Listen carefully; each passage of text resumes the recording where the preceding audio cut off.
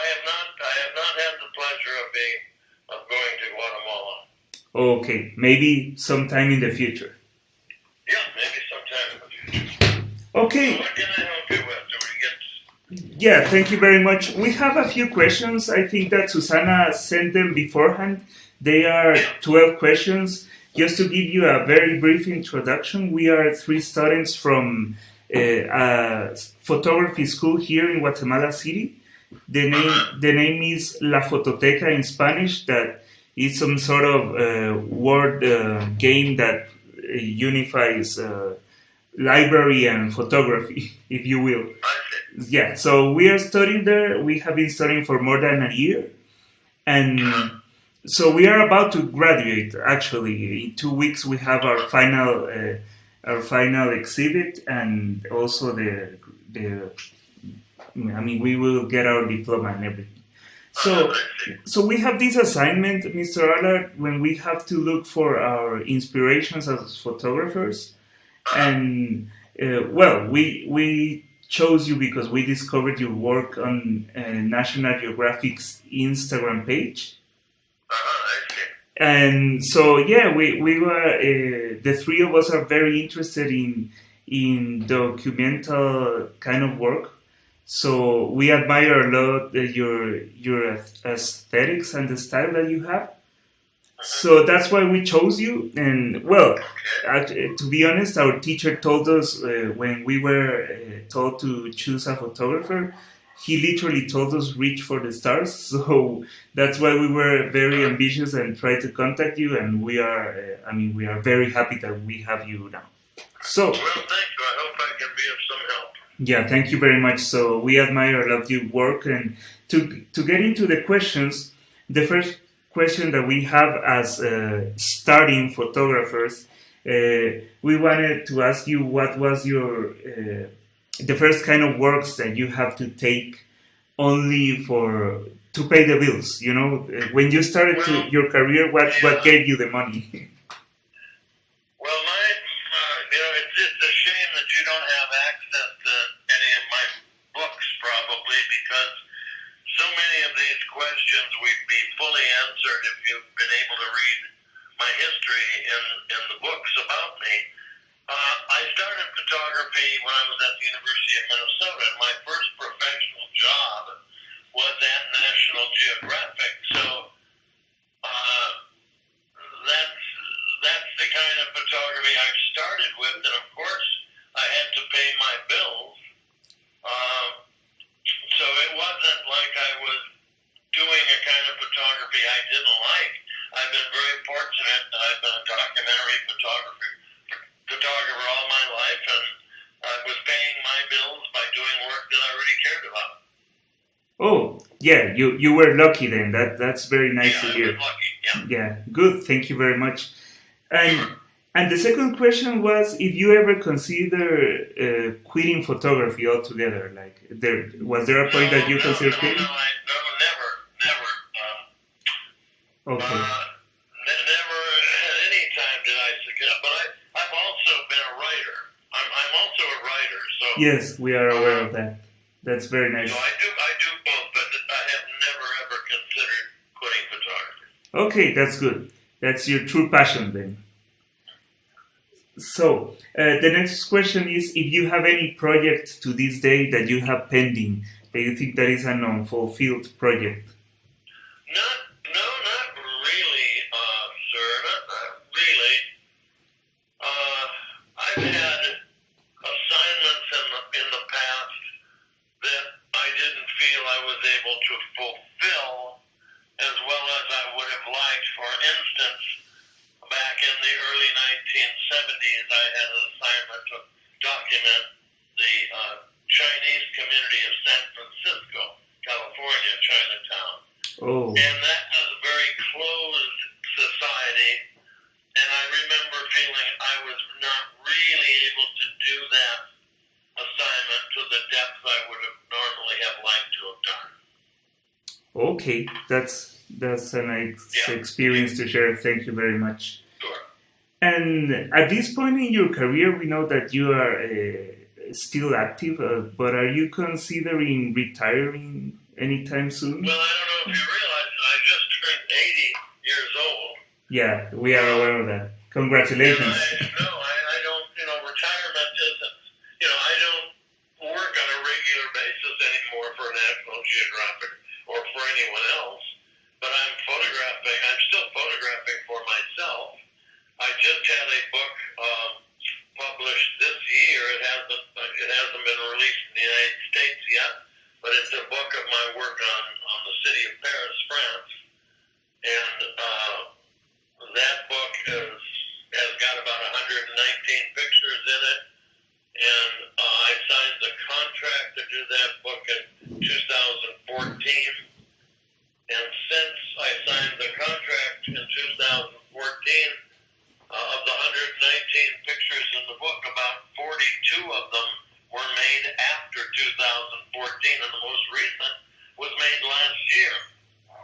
So I'm still very much functioning. I don't have a book project right now that I'm working on, but when I go to Paris, for instance, I'm still on the streets working whenever I'm there. Oh, that's very good to know. So we definitely will look for that book. Yeah. If we can get our hands on it. I'm sure we will. So, yeah, congratulations. It won't be in Spanish, unfortunately. The one book has in the book there are sections. There an essay that I wrote, and it's in French, English, and German in the same book, but it's not in Spanish. I'm sorry. Okay, no, it's okay. Luckily, we understand English, so yeah, we will look for it. So, and tell us something. I mean, I'm pretty sure we will look for more of your biographic work in your books, but we had the curiosity of who was the first person who gave you your first camera, and how was that? Well, actually, what happened to me while I was at the University of Minnesota as a journalism student, I was there from my standpoint of wanting to be a writer, but I had a professor of photojournalism come visit my class once, and he talked about photojournalism, so I thought that I was very interested in that, because I've always been, also I was in art school at one time, so, making pictures with words and the cameras have been my livelihood, but so my first camera was because I took the first course in photojournalism. I didn't own a camera. I used whatever they had in the class. Oh, okay. Yeah, that's an interesting way to get into photography. I soon did buy my first camera and then went on, from there. Good. And but it was because I had decided to study photojournalism.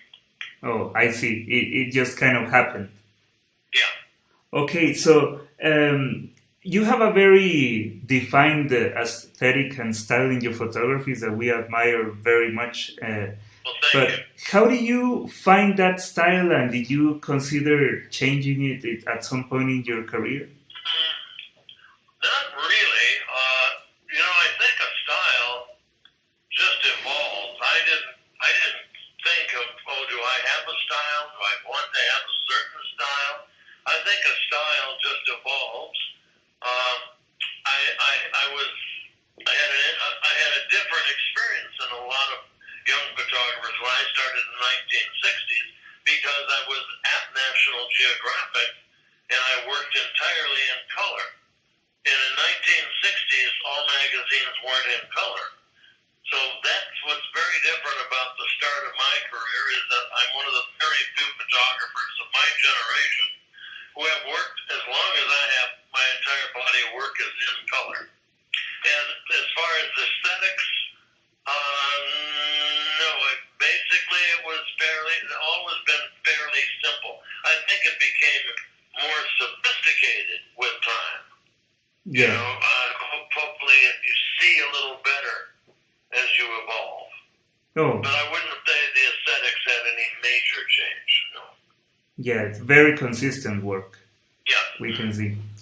And which of your works make you the proudest?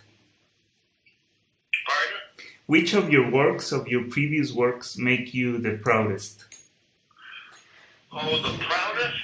Oh, that's kind of hard to answer because uh, I'll look back at the body of my work, and there are pictures that I care very much about. In fact, I just had a flash print sale on Instagram of one of my pictures made in France back in 1967 of two little Basque girls running down a road. And that picture, I still love to look at it. I still consider it one of my finest images, but I don't have, I can't say, so I get asked a lot, well, what is your favorite picture? I can't say that because I've taken so many. Yeah. There are many that I feel very good about, the pictures that I feel have lasted, have kind of stood the test of time over the many years. Oh yeah, thank you. Yeah, with such a vast career, it makes sense what you're saying. So, what do you think? I mean, of course, that working for National Geographic was a turning point in your career, but what other turning points can you think that happened throughout your career? Oh boy, it's kind of hard to say. Really, I don't know. I think discovering areas of the world where you really feel good about working. I remember when I went to Sicily in 1994. How I was struck by that country. I remember visiting the Basque Country in 1967, and I was very young. I had only been in photography 3 years then, but I felt very much in tune with the Basque Country. Later on, I had this love affair that started in 1986 with the city of Paris, and that has been a continuing love of mine. Yeah, we have seen in your work. You have beautiful pictures of Paris. Yeah, thank you. Thank you very much. I think if you can see my new book, you'll love it. Oh, yeah, we will, definitely. And, well, just to, these are the last two questions, Mr. Allard. And, sure. What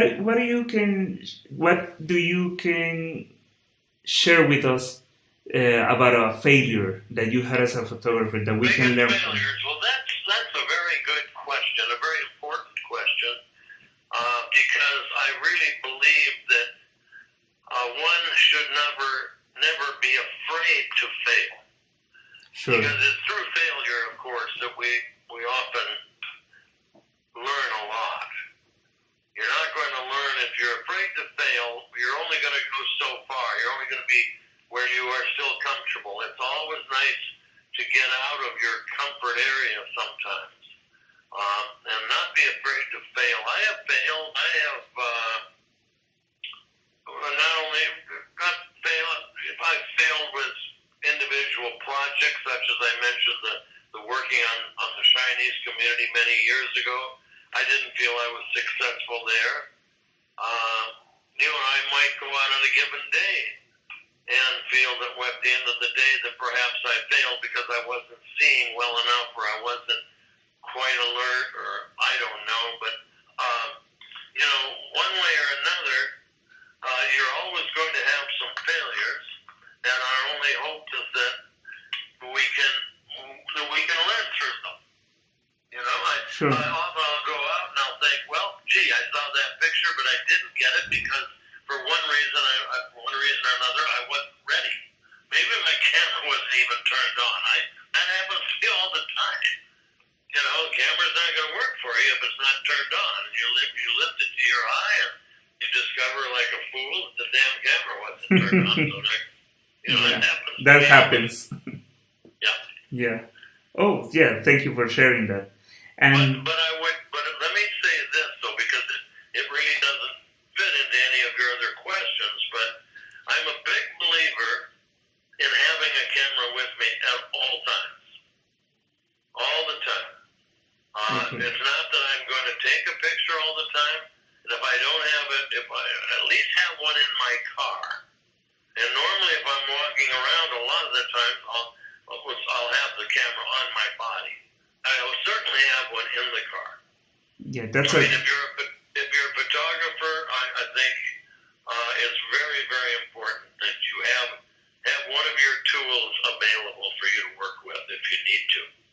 Yeah, that's a great piece of advice. Yeah. Thank Yeah. you very much. Yeah, and talking about advice, the last question is exactly that. That what advice do you have for us that we are starting photographers, that we are about to hit the market? Yeah, that's a very good question again, and a very important one. It's a difficult one to answer because now in the year 2017 or 2018, you're about to enter a market that was totally different than when I started more than 50 years ago. I started 53 years ago. There were all kinds of magazines. I don't know what the situation is in Guatemala, but there are very few magazines in the United States today that one can go work for. Certainly there's only National Geographic at that level. There's no other magazine like it. And they can only publish so many stories a given year. And there are many more photographers out there now than when I started, competent photographers. And the fact that the technology has advanced so much, I mean, there's no reason why a person can't pick up a camera and go out and take a well-exposed, in-focus picture, because first of all, the cameras do so much today for the photographer that they didn't do in the 1960s when everything was manual. Now, the disadvantage a young photographer has today is that because the cameras do so much, I'm not sure that the photographers are able to learn about light as well.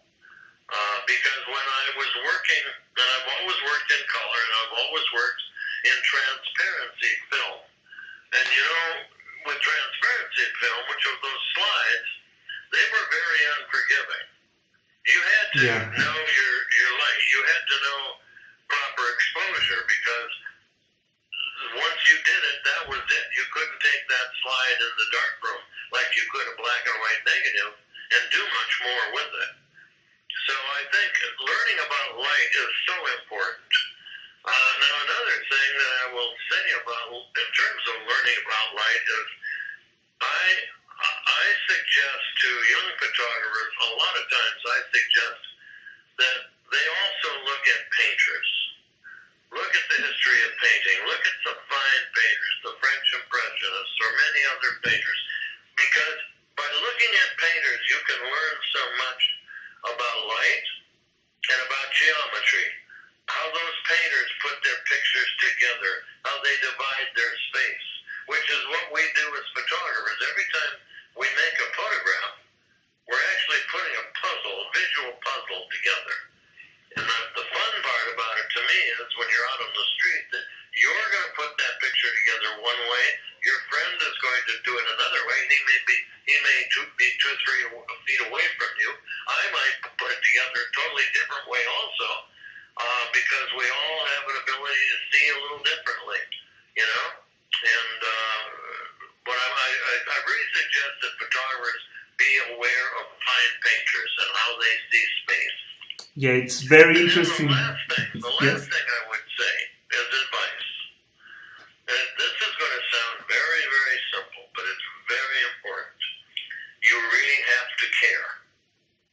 You really, really have to care. It sounds simple, but you cannot go out and try to do extraordinarily good work if you're indifferent. How are you going to do that? You have to, and I'm not saying, you know, a really fine instructor can teach you a lot. I could teach you a lot.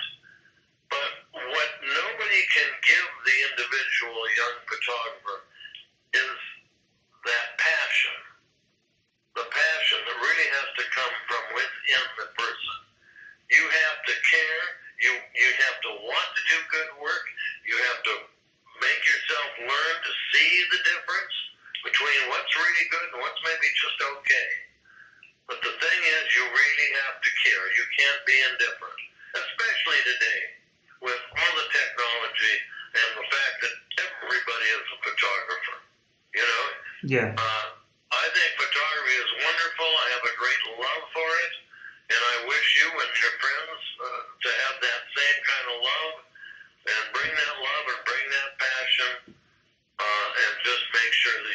care about what you're doing. Yeah, Mr. We appreciate very much this advice that you're giving us. It means a lot to us. And yeah, actually, we learned this year throughout our studies that studying painters is a big part of photography, and it's we haven't realized that until before these lessons, and it's very interesting to see the you appreciate in another way the work that they did with painting and the lighting that they used. And yeah, what you say about passion, it really strikes us as a very positive advice. That we don't want to do any half-hearted work. So, and coming from you, it means a lot. So we really appreciate it. So, well, thank you very much. You have a great attitude, and I wish you and everybody down there the very best of success. Okay.